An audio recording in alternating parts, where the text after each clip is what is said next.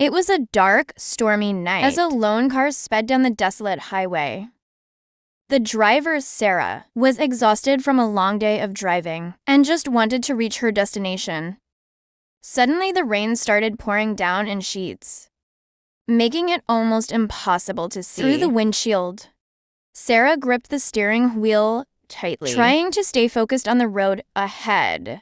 As she rounded a bend, her headlights caught something in the distance.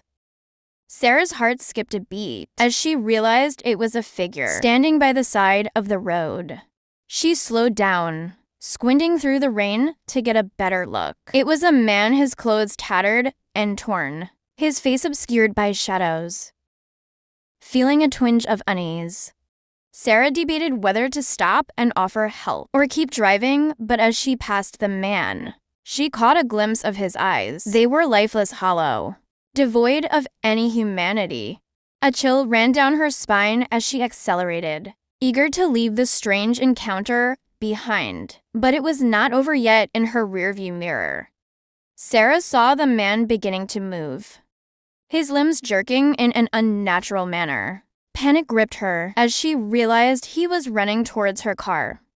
She floored the gas pedal, heart pounding in her chest as she tried to outrun the figure chasing her. In the darkness, the man's twisted form loomed closer, his ragged breaths audible over the roar of the storm. Sarah could feel his malevolent presence closing in, inch by dreadful inch.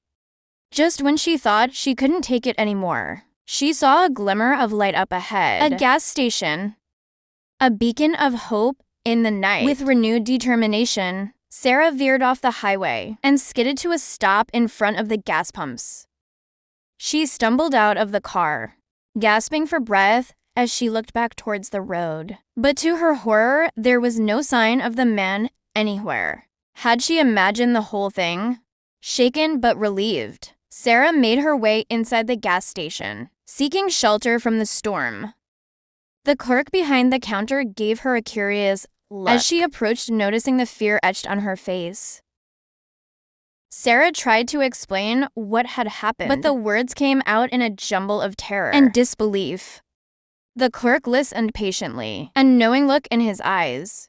He leaned in closer and whispered, "You're not the first one to see him. You know, they say he's a spirit of vengeance, haunting the stretch of road for years. Some say he's looking for his lost love.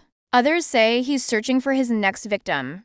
Sarah shuddered, the hairs on the back of her neck standing on end. She thanked the clerk for his hospitality and made a hasty exit, eager to put as much distance between herself and the haunted highway as possible. But as she drove away, she couldn't shake the feeling of being watched, of being pursued by something dark and sinister. And as the storm raged on, the highway whispered its secrets to the night, knowing that the horror would return to haunt those who dared to pass through its lonely expanse.